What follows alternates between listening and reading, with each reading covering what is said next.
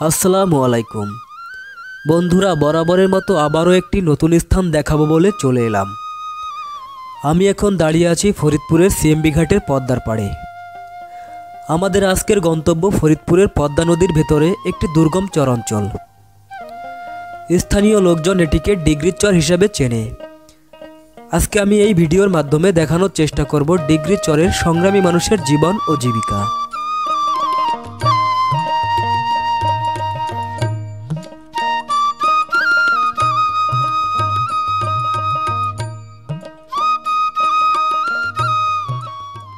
বন্ধুরা, ডিগ্রি চরে যাওয়ার জন্য ভালো কোনো ব্যবস্থা নেই। ইঞ্জিন চালিত ট্রলারে করে যাওয়া আসা করে এই এলাকার মানুষ। প্রতি 1 ঘন্টা পর পর ছেড়ে দেয় ট্রলার। ডিগ্রি চরে যাওয়ার জন্য 30 টাকা ভাড়া দিতে হয়। একটা কথা মনে রাখতে হবে, এই চরে ঘুরতে গেলে 5টার আগেই ফিরতে হবে নৌকার ঘাটে। বিকেল 5টার পরে ট্রলার চলাচল বন্ধ হয়ে যায়।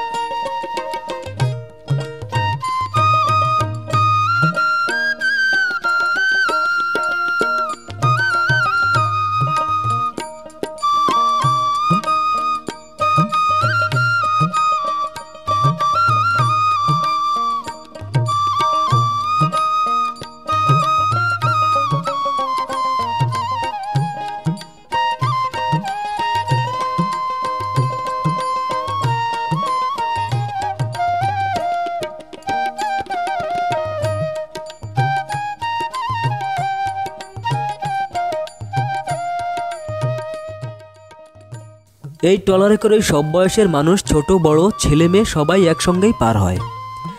এদের মধ্যে কোনো ভেদাভেদ নেই। চর এলাকার মানুষ অনেকেই কাজের জন্য শহরে যায়। কেউ হয়তো আত্মীয় স্বজনদের বাড়িতে বেড়াতে যায়, কেউ আবার ব্যবসার জন্য শহরমুখী হয়। তারা আবার সন্ধ্যা নামার আগেই যার যার আপন ঠিকানায় ফিরে আসে।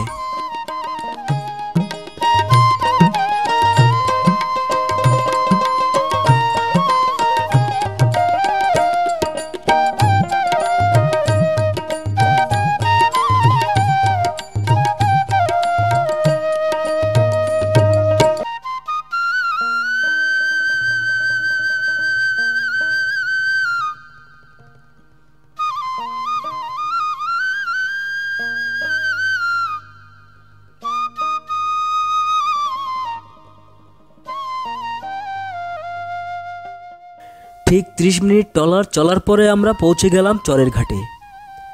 এখানে হাতে গোনা কয়েকটা দোকান আর অনেকগুলো মোটরসাইকেল ছাড়া তেমন কিছুই চোখে পড়েনি।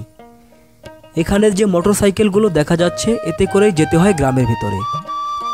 আর মোটরসাইকেলের ভাড়া জনপ্রতি 50 টাকা। এখান থেকে গ্রামের ভিতরে হেঁটে গেলে সময় লাগবে মাত্র 20 মিনিট।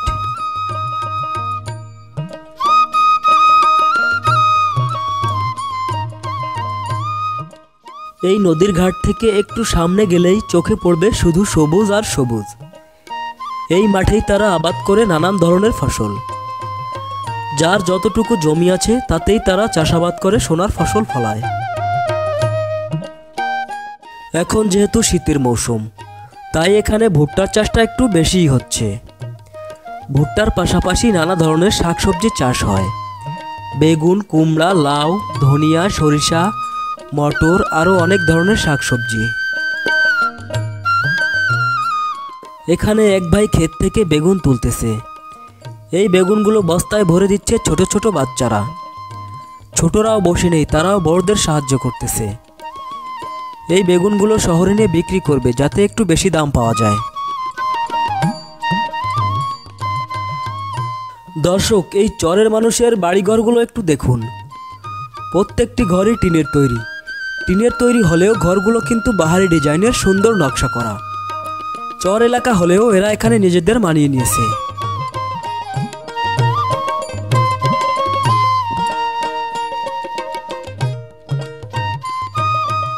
বর্ষায় বাড়ির ভিতরে পানি আসে না।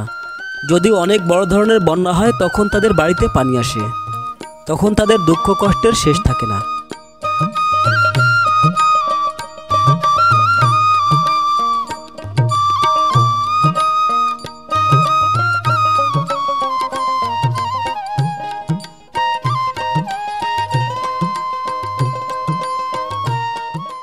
এই চরের প্রত্যেকেই গরু পালন করে, কেউ কেউ আবার ঘোড়াও পালন করে। আবার অনেকেই গরুকে খামারে রেখে মাঠ থেকে ঘাস এনে খেতে দেয়।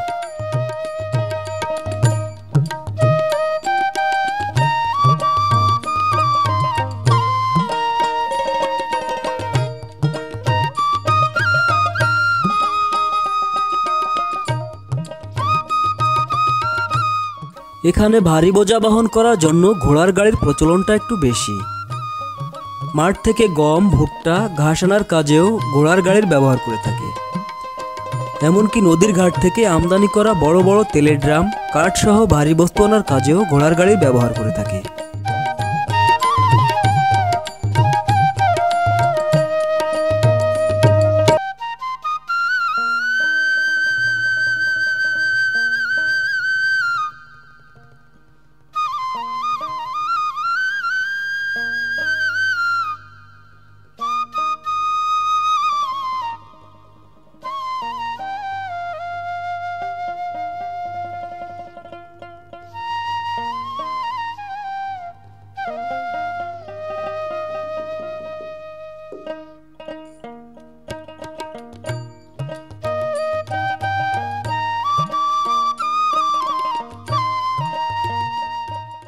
দর্শক দেখুন, এখানে দাঁড়ালে যে সুন্দর দৃশ্য দেখা যাচ্ছে তা হয়তো দেখতে সুন্দর, কিন্তু প্রত্যেকটা বাঁকে বাঁকে যেন স্বজন হারানো কান্নার শব্দ ভেসে আসে। বর্ষাকালে এই নদী ভয়ালো রূপ নিয়ে মানুষের বসতবাড়ি, আবাদি জমি, ফসল কেড়ে নেয়। তা হয়তো এই সুন্দরের থেকে একটু বেশিই অসুন্দর।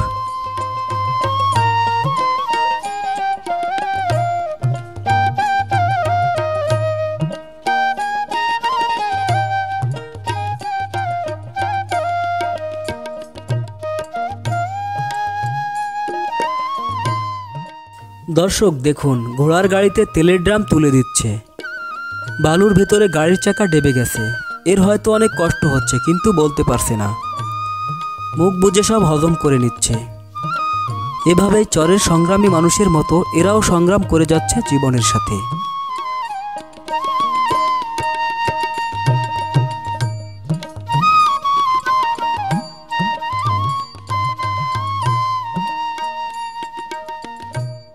তবুও ভালো থাকুক এই ডিগ্রি চরের সংগ্রামী মানুষগুলো, ভালো থাকুক এই নিরীহ পশুগুলো। এই প্রত্যাশা রেখে আজকের মতো এখান থেকেই বিদায় নিচ্ছি।